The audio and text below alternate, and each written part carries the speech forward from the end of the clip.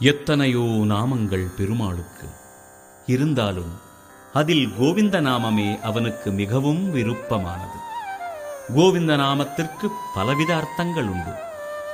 கோ என்றால் பூமி, விந்தன் என்றால் மீட்டவன். பூமியை வராக அவதாரம் எடுத்து மீட்டவன் கோவிந்தன். கோ என்றால் பசுவினம், விந்தன் என்றால் காப்பாற்றியவன். கிருஷ்ணாவதாரத்தில் கோவர்தனகிரியை தூக்கி கோவினத்தையும் கோபர்களையும் காப்பாற்றியவன் கோவிந்தன். கோ என்றால் நல்ல நயமான வார்த்தை, விந்தன் என்றால் உரைப்பவன். உலகம் வாழ விஸ்வரூபம் எடுத்து கீதோபதேசம் உரைத்தவன் கோவிந்தன். கோவிந்த நாமத்தின் பெருமை நம் வாக்கிற்கும் மனதிற்கும் கண்களுக்கும் எட்டாததாகும்.